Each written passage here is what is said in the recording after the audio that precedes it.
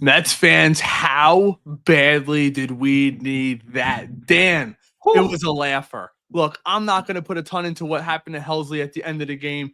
Completely non-motivational. There's nothing you're playing for there. He gives up the runs. Do you like to see it? No, but I'm not going to worry about that. Today was about Nolan Lightning McQueen as he goes out there and gives us 7 strong, something nobody else is able to do on this team, striking out the world, coming up in the clutch. And how about Matt Olson, his first 3 at-bats, 0 for 3, 3 strikeouts. That he has that definition pitch, what we've all talked about as kids. We always talk about that back foot slider. He literally throws it at the back foot, and lefties can't touch it. And it shouldn't be any surprise to us because he did it down in not only double A, but triple A, where everybody seems to hit down there. So it's great news for the Mets. Hopefully they're molding another top of the rotation kind of guy. And then we have the offense. Today was an all-around win. When you look at the lineup, it starts right at the top. Francisco Lindor, 3 for 5. Juan Soto, 3 for 4. The home run.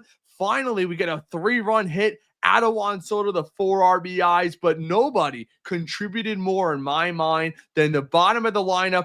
Brett Baty, 4 for 6. Tyron Taylor, 3 for 5. Cedric Mullins, 3 for 4. And even Hayden Sanger goes 2 for 5. The bottom of this lineup combined for over 10 hits. That's what I'm talking about. All around, great win. And look, let's not sit here and pretend like Atlanta is some special team that we can. I am so sick of the Atlanta Braves. You got to kick their you-know-what's over the next 2 games.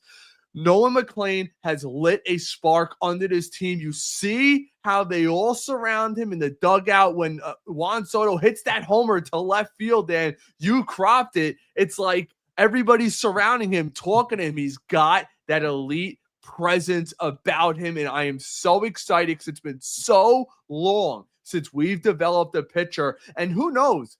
Maybe he's one of those guys that goes down the stretch, lights it up for us, and he's starting a playoff game. Would it shock you? It happens in baseball all the time. The thing is, it never happens to our New York Mets. And again, we're still waiting for Brandon Sproat to come up here, but I'm worried about what happened today on the field. And today was a great all-around win. Your thoughts? Unbelievable win. 21 hits for the New York Mets. Round of applause for the New York Mets today. I mean, causing me to drink on a Metcast Live. Haven't done this before. It's a good night. So listen, let's all take it for what it is. It's one game, right? We're not going to overreact, but this is what the Mets are capable of, right? And against a downtrodden Braves team, don't get us wrong, too. They're not fighting for anything. They're only looking to beat up on the Mets, which the Mets doing the punching first in this series, which is great to see. Last time they had 21 hits, you'd have to go back 10 years to July 25th. My gosh. It's a long time coming, Ray. This is a really good product that the Mets put out on the field today. And Nolan McLean, I mean, 100%, 7 innings, 7 strikeouts for him. You're right. You know, the only other player to do that, strike out as many batters in his first 2 outings with the Mets, go back to 2012 with Matt Harvey. So it's been a while, and this team continues to show signs, but you have to see consistency across the board. You tagged one of the things I put up listening to Keith Rad on the Apple broadcast today. He said he was seeing signs of Mark Vientos 2024, and you're seeing that. I don't think he's too far-fetched for saying that claim, and let's be honest, if you can get Mark Vientos going with Brett Baty setting a career high in hits with 4 today, this team's moving, and they're moving in the right direction. All right, so we got a lot of positive. Guys, let me know what you guys think down in the comments. We'll get to your comments very shortly. Be sure to like this video and subscribe if you're enjoying, if you want to be a part of the Metcast crew. And I want to bring something up, Dan, that I've been mulling. I was stewing after the last few games. I think it's safe to say it kind of ruined my week. I'm one of those fans that when we lose, I wake up the next morning, my back hurts a little more, my neck's a little stiffer, my tone's a little stronger, I'm less patient with people. I'm just one of those fans. And I got a bone to pick. 2 things. Number 1, Reed Garrett needs to go. His time with the New York Mets needs to be over. Not even a mop-up duty guy. You know who needs to be mop-up duty? Frankie Montas. Reed Garrett in the month of August, his ERA, 9. 9 innings pitched, 9 earned runs. It doesn't get worse than that. And his ERA, if you look over the last couple months, have steadily creeped up. His ERA between July and August, and we're at the end of August already. You're talking 2 months. His ERA is over 5. Thank you, Reed Garrett, for your contributions. See you later, because I can't have guys on this postseason roster that I trust 0%. And this is something we spoke about with John Harper yesterday, guys. And if you missed it, it was an unbelievable interview. Shout out to John Harper of SNY. Definitely. Be sure to go check that out. I'll be sure after this video to comment the video link so you guys can go check it out, because that was one of the better interviews. And Harper's one of those guys, why I like him so much. He says it how it is. He's not going to here to hold the player's water. He'll call out Juan Soto. He'll call out Lindor. Lindor, who seems, Dan, right now, like it's either an 0 for 5 or a 3 for 5, no in between. And I think, let's be real, these guys drive around. They're in New York. They're listening to the radio. They see social media, and fans have been getting on Lindor, rightfully so. So he's stealing second, going to third on the overthrow, making diving plays at shortstop. Where is this guy all year? Same thing with Juan Soto. Juan Soto has a couple of hits tonight with runners in scoring position, and dare I say, hits a home run with a guy on base. This is what we expect every single game. And you're going to say, Ray, it's baseball. I don't care. I need Juan Soto to be this every single game. It's funny because my Yankee fans today, Dan, we're knocking. Oh, we got the Red Sox. You know, we won 7-7 or 7-9. Turns out your boy, Aaron Judge, once again, kaput. Absolutely nothing as the Yankees fall 1-0. But that's for another story. We're focusing on the East. So Reed Garrett has got to go. Number 2, I got it. And Dan, let me know if you feel different. You got your own opinion too. Number two. If Ryan Helsley was good to pitch today, why was he not good to pitch yesterday in a 2-run game? You're throwing Ryan Stanek out there. Helsley, I didn't realize he didn't pitch for 3 days. Carlos Mendoza is on extremely thin ice. And I may be one of those guys that people say, Ray, you're nuts, they're not going to get rid of him. I'm not totally sold on that. So I want to get your opinions on that, Dan, and then I have another topic I want to discuss. Yeah, a couple things with that. I think the Reed Garrett stuff, like we talk about it, I try to bring up the fact that he has an option remaining, because that's always just the easiest course of action. You just option him down. You can bring up a Sproat. You can do a million different things. Dylan Ross. I mean, we could talk about that stuff all day. But I wouldn't go to the DFA route with a guy like Garrett, especially tonight. Like, the rain started pouring when he started pitching, and that's tough. Anyone that's ever been out on a mound, it doesn't matter what level, Mother Nature is going to get to you. The ball's going to be a little bit slicker, and he still had his velocity, 93, 94, but you could tell he was definitely off today. Stanek, I'm always with you on that, Ray. I don't know why they haven't DFA'd him. John, we talked to him last night, similar stuff, doesn't understand why. But, that could come in due time. But you never know, because he can show up in the playoffs, and we saw that last year. But got to get to the playoffs, and you don't want to be cold going into the playoffs. And no pitching staff in their right mind is going to say, oh, yeah, this guy was cold in the regular season. Let's see if he does it in the postseason. That's just not going to happen. And then with the offense, right, like Soto, I thought of you right away, Ray, when he hit that home run. Where did he hit that home run, Ray? Left field. Oh, my gosh. Soto going to left? It's crazy. So you're seeing him come around, which is nice to see with the hits. And Lindor, too, 22 for his last 42. I mean, this guy is unbelievable. He's turned it around, 10-game hitting streak. Wow, I didn't know that. Yeah, so he has really turned a corner. And he was player of the week last week. He might be player of the week this week for the National League, too, if he keeps this up. So all good stuff in Mets land tonight. But again, that's not a promise. That you have to keep playing these games. You have to win this series against the Braves. We did the same thing to Washington, Dan. The exact same thing we did to Washington. Yeah. This is where Carlos Mendoza needs to still flip a cooler in the locker room and said, we did this to Washington, a terrible team, and we sat there and didn't take advantage. You have to take advantage the rest of this series. Anything but a sweep to me is unacceptable. And I know you're going to say I'm nuts, but we are fighting for our lives right now. And the issue is our starting pitching has not been good outside of McLean and Peterson. So you have a bunch of question marks there. And you're going to be facing some really tough teams. So these bad teams, and yes, Atlanta is a terrible team. You need to take advantage of it. Now, I have something I want to throw at you, Dan.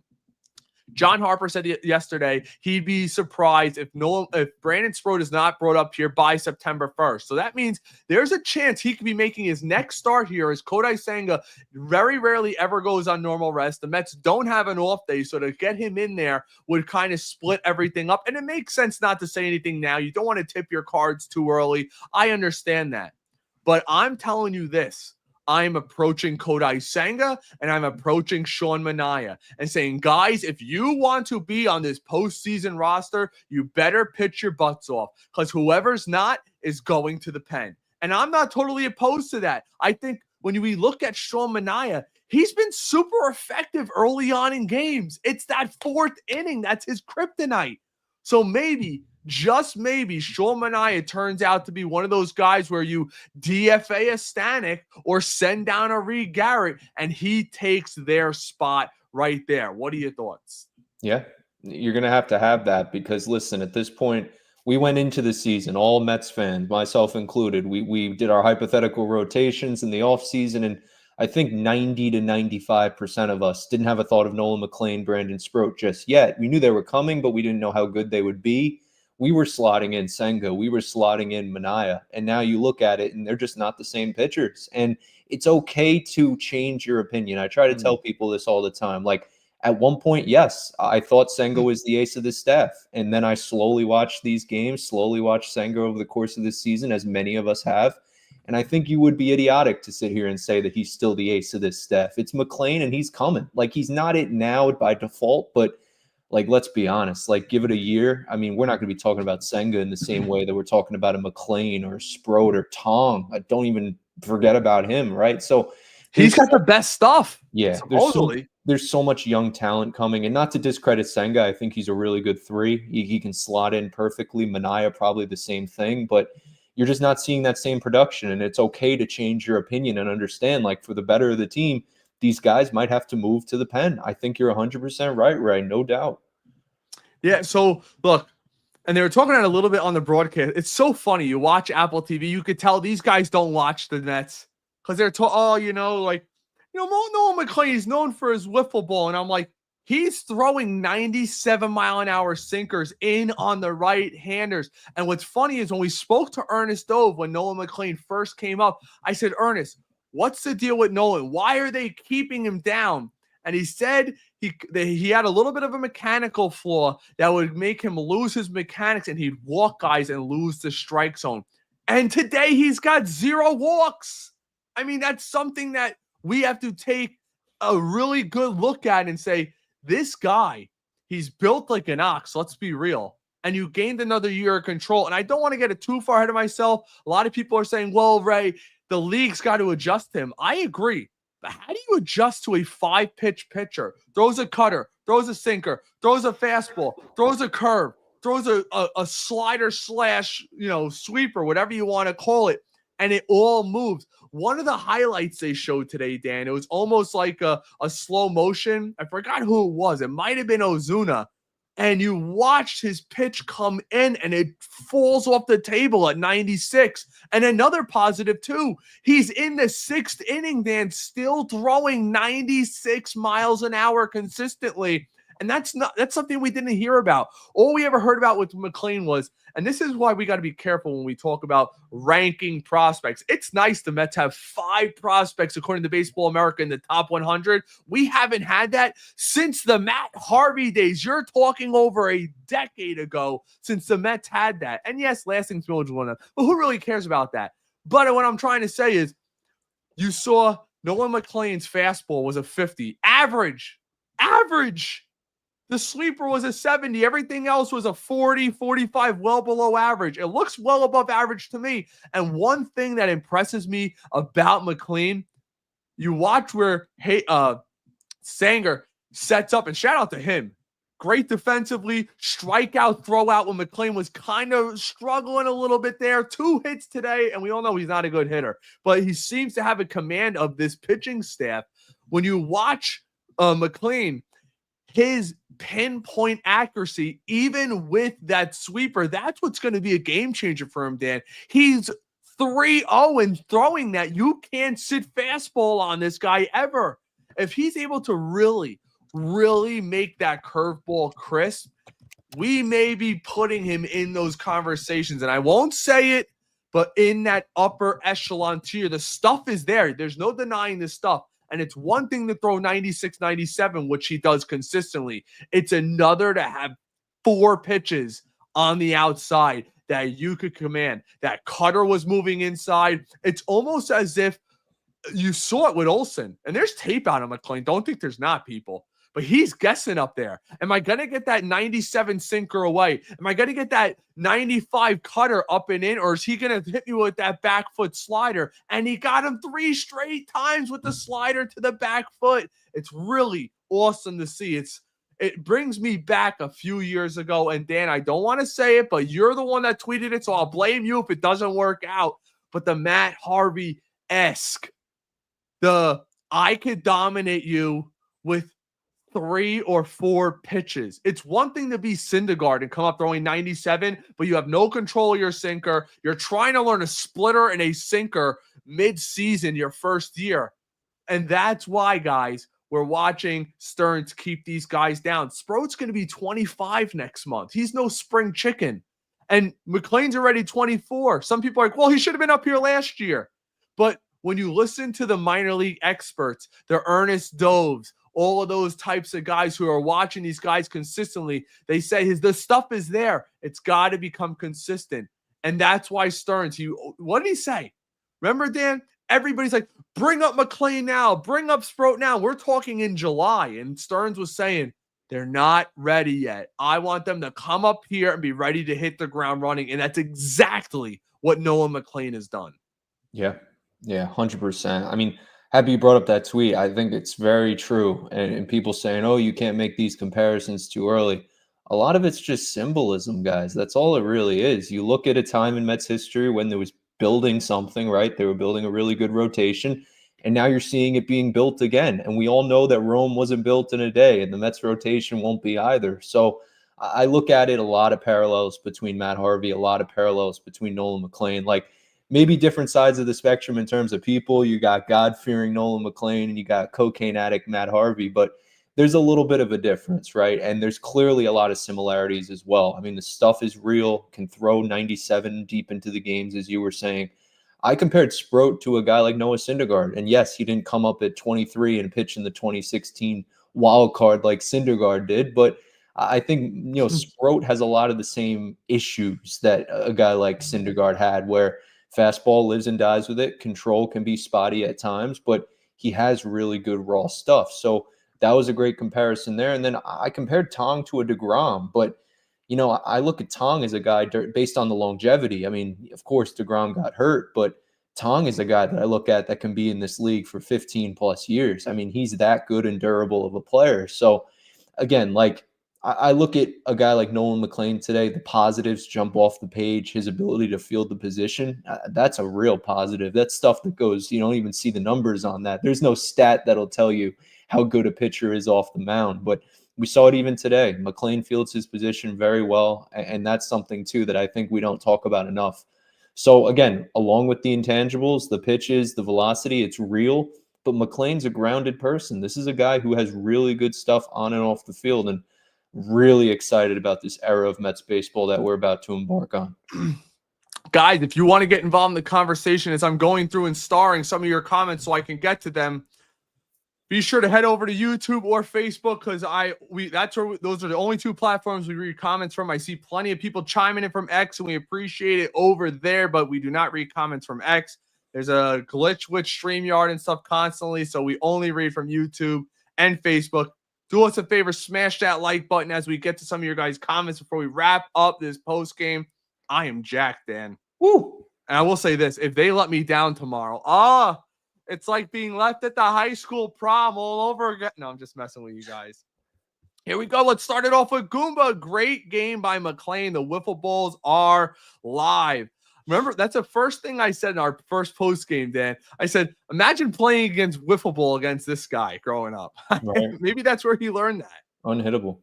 Goomba files up. Why is Mendy warming up Diaz 5 with 2 outs? Just brilliant ideas. I don't get it. Make it make sense. A rainy night, up 5, 2 outs, and you're warming up your closer. I could not agree more. And I'll even add further to that. Dan, when it started downpouring and you're up 9 runs, I said, and they have Soto out there. When he got that base hit, gets the RBI single to drive in Lindor, he should be out of the game. Or whoever you can take out should be out. Put Mauricio in at shortstop. Do something. I don't want our guys to get hurt. It didn't make sense. I know a lot of people are going to say, well, thank God the Mets offense scored 1 million runs because look what happened. You can't do that. It's called the fallacy of the predetermined outcome. The pitching's different then. Maybe you're not going to Helsley. You are going to Diaz. Maybe Rogers gets involved. Maybe Gregory Soto gets involved. There's a reason why, the Braves came back. It's almost like basketball, Dan. You let them back in a little bit, but the game was already over. We all knew that. Dan Kelly chiming in. Absolutely lightning. We deemed it here first. The first person ever to say it. Yours truly, Nolan Lightning McQueen. And I'm going to get a shirt made up for that. Mr. Bisk. McLean casually going 7 in his second start ever makes our staff look like a complete dog-ish. Yeah, well, I can't blame you, man. Dan, it's almost like the new regime, the passing of the torch. But we need these other guys to do something, Dan. If Minaya and Senga are zeros, this team's not making the playoffs. It's just not. You can't have your bullpen completely destroyed 3 out of 5 days, and that's what's been happening. Yeah. It's almost as if, Dan, I would tell Frankie Montas the next time Minaya pitches, be ready.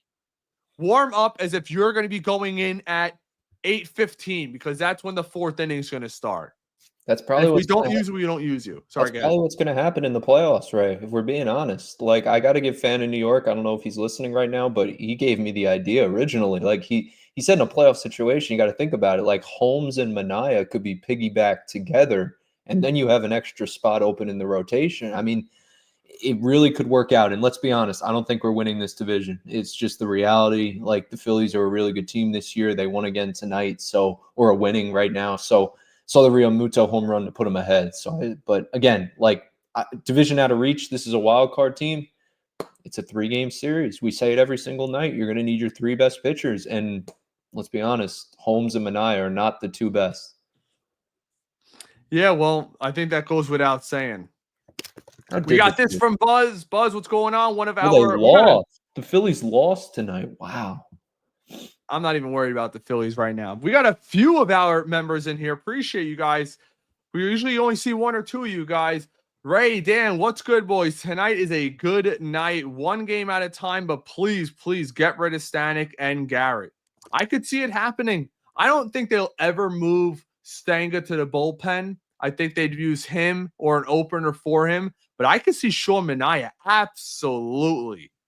Because here's the difference, Dan. Minaya did it for 6 months. Sanga's done it since he's been here. He had a great start. Supposedly they're both injured, or coming back from injury. I'm hoping they're able to right this ship because our season might right on it, bro. Yeah, definitely. Goomba, 21 hits. Now win the series. No, sweep the series. They swept us. It's time for payback. We can't. I'm having flashback to Pittsburgh, of the Rays, of Washington, where we compete heavily and then we get a win and it's like everybody just exhales. And that's on the manager. We blame the players all the time because they play the game, but the manager's got something to do with it. He's got to keep these guys motivated and in check. Hey, Soto, you had a great game. Let's follow it up. Time to get hot. You're supposed to be the dog in this team. Get it done. Sure. Joey says Garrett and Helsley do their best to F it up again. Yeah, well, look, I'm not going to get on Helsley. And I know a lot of people are going to say, Ray, that's wrong. You're going from a guy that typically comes in. He's an adrenaline guy. and you're bringing him in a mop-up role, which, Dan, again, that makes zero sense. Why the hell is Frankie Montas on this team if he's not going to come in a 8 or 9 run game to throw the 3 innings? You're throwing your high-end guys. What if you need Helsley again tomorrow? And then the following day he's not available because you decided to throw him in an 8 or 9 run game. It doesn't make any sense. It's crazy. Maybe, Dan, maybe you think different. Let me know. You're right. Frankie Montas needs to be in that cleanup spot. It can't be a guy like Stanek. We saw how that worked out. You have to put these guys in situations to win, right? That's what a manager is supposed to do. And if you're not doing that with Montas, then again, why is he on this team? Just DFA him. It doesn't make any sense. I almost feel like Mendoza does a lot of things just to say he does something outside the box. For instance, I know Tyron Taylor had 3 hits today, but you trust him to have a hit over the next 2 games? Let's be real. The guy's hitting 100 over the last month and a half. He's hitting under 200. And if Brandon Nimmo, this what makes me think that it's not a crazy injury. Because if it was, you'd have to consider bringing up one of the guys, Carson Bench. I know he's young, but he's not going to hit 200, and he might hit a home run every once in a while. Not Jared Young, right? He'd probably be, Dan.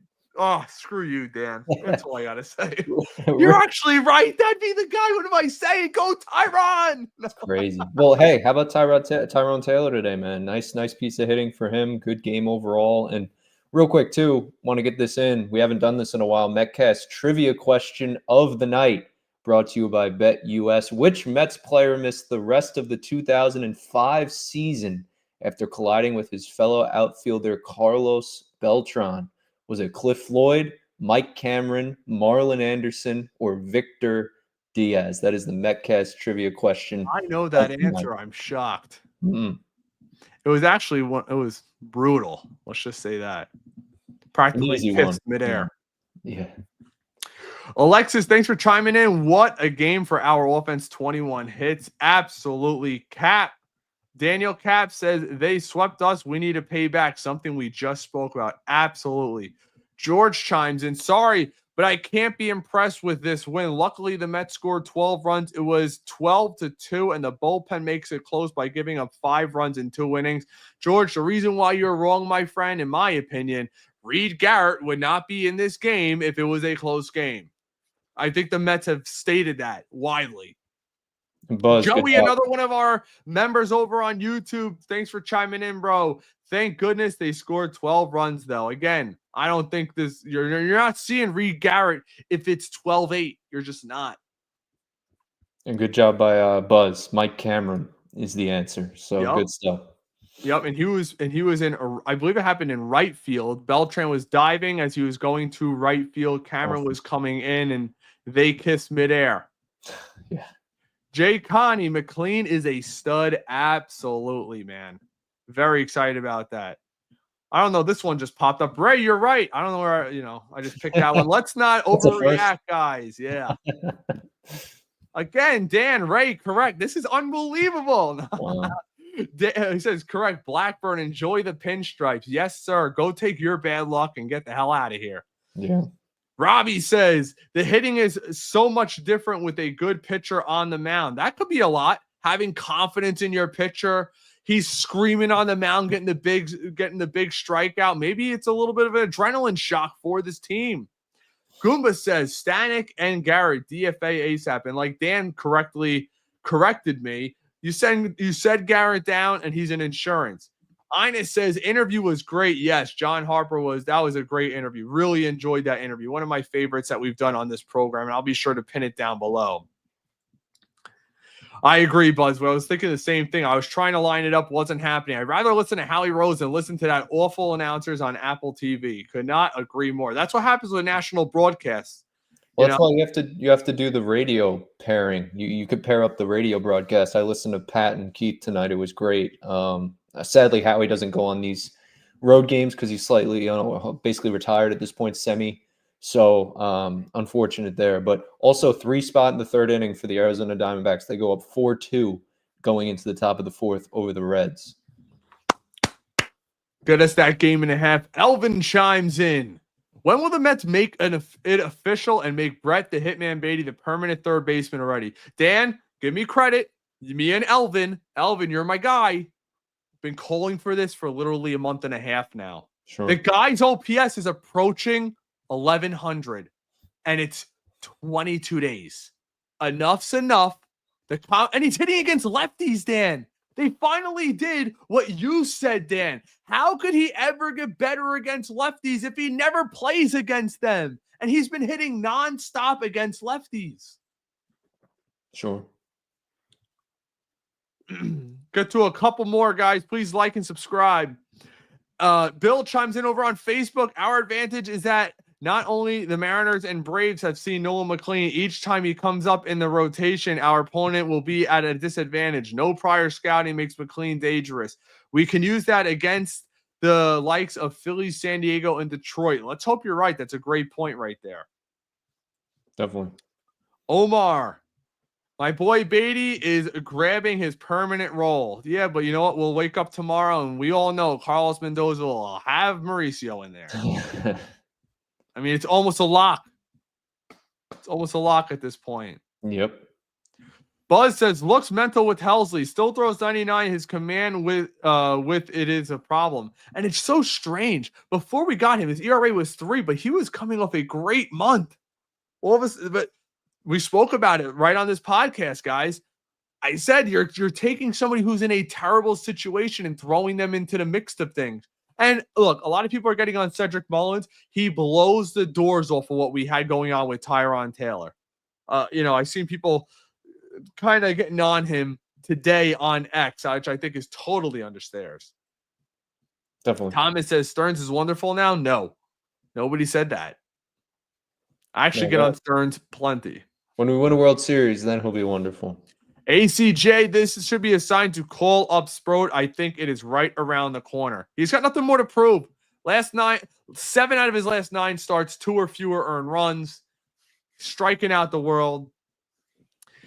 Renee chimes in. Thank you, Renee. Not only does McLean have an arsenal of pitches, his ball movement is nasty and difficult for pitchers to hit. That is the biggest plus, Dan. Sure. I mean, the fastball is real, right? It's not a fluke. This isn't something you look at, and the advanced stuff will tell you that too. Believe me, this stuff plays up. He's a really good pitcher, and I'm really impressed by what he's brought to the table. And again, he's just a grounded individual. Like, you don't get too high or too low. That's the number one thing. We looked at Steven Matz as he was coming up. I compare him to Jonathan Santucci. Maybe it's ill-sighted of me because Santucci's pretty level-headed. Matz would scream into his glove and stuff. We all remember. I mean, You got to be timid on the mound, too, and have some poise, which McLean has.